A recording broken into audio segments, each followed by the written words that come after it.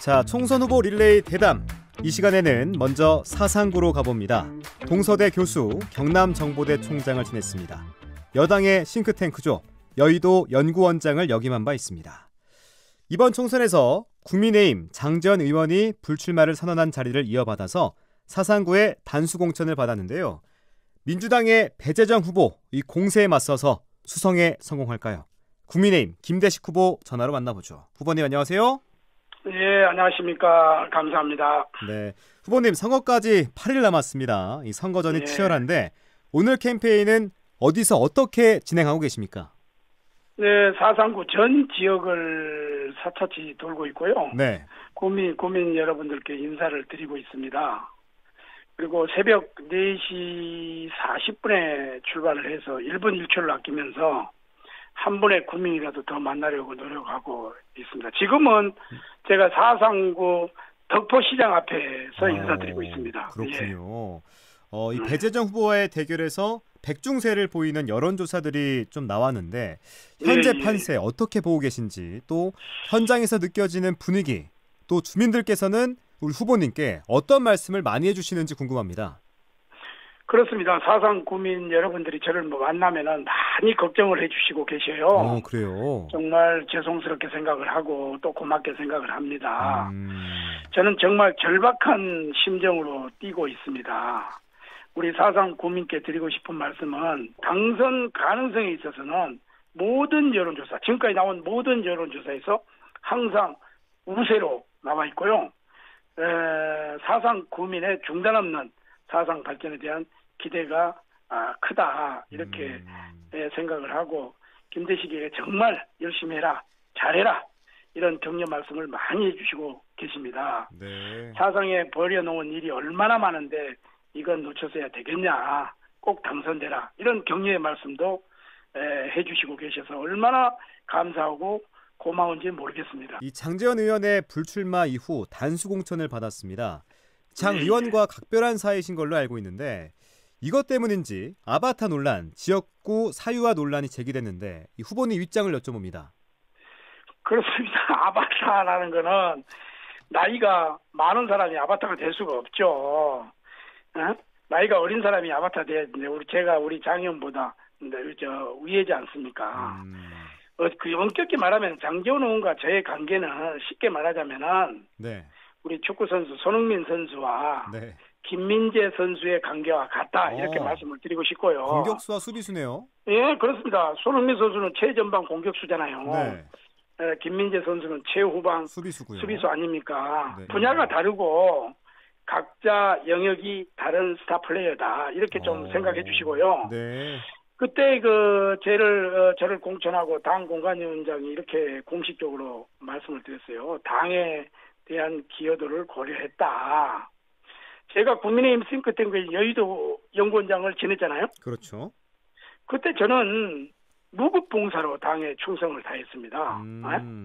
그 험지에 나가라고 하면 험지에 나가고 언제나 선당 후사를 해왔다고 생각을 해요. 네. 그리고 제가 늘 언론에서도 이야기했지만은 제가 죽거든 묘비에도 국민의 힘을 위해 일하러 간 사람이라고 써달라 할 만큼 선당 후사 그 자체로 살아왔습니다. 그것을 어떻게 보면은 공간위에서 높이 평가를 했고, 또 장재원 의원이 찍어내렸다고 하면은 그런 갑론을박으로 해서 1시간 반, 2시간 동안 토론을 하고 투표를 했겠어요? 그냥 저를 단수공천으로 주면 됐지? 그거는 아니고 제일 기여도, 당에 대한 기여도를 고려했다. 저는 이렇게 공관위원장께서 말씀하셨기 때문에 네. 저에 대한 그런 당에 대한 충성심을 충분하게 고려했지 않느냐, 이렇게 보고 있습니다. 예. 그리고 장재원 의원이 우리 사상에 천지개벽할 성과를 이룬 것은 국민들이 다 잘 알고 있습니다. 이런 성과 이제 씨앗이 뿌려져 있죠.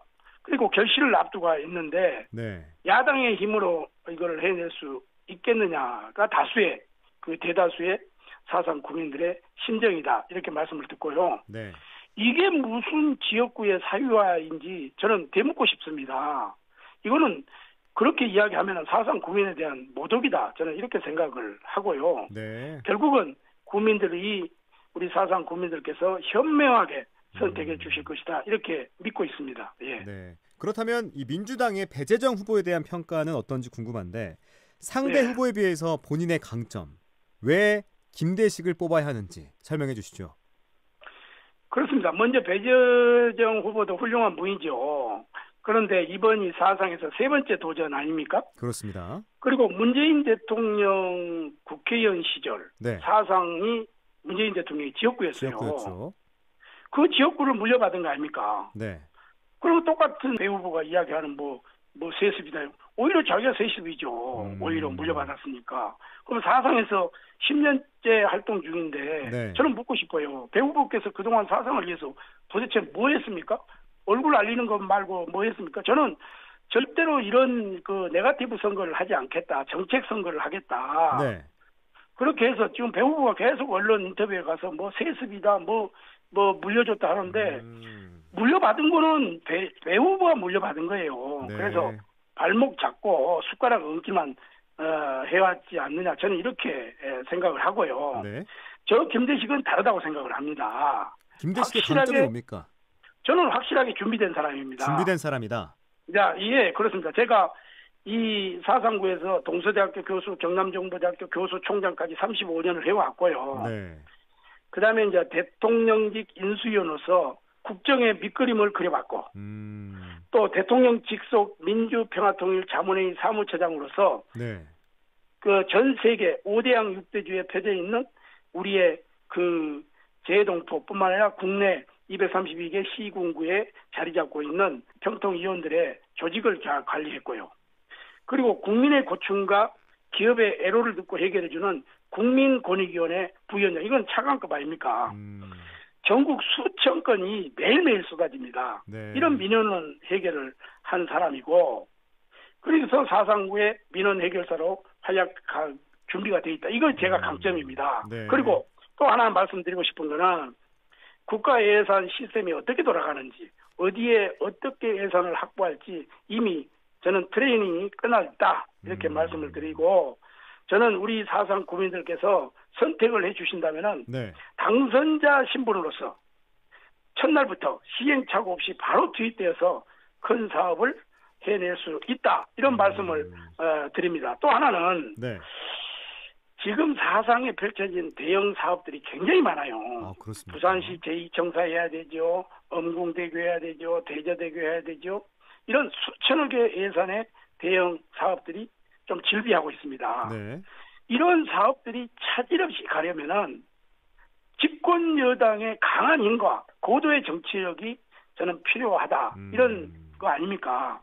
그래서 저는 사상 발전을 멈출 수 없다. 그래서 김대식이 가장 우리 상대 후보보다 다르다. 이런 강점이다. 이런 말씀을 드리고 싶네요. 지금 말씀하시면서 이 사상구에 굵직한 사안들이 많다 이렇게 표현하셨는데 주목하고 있는 사상구 현안과 공약 짧게 좀 설명해 주시죠.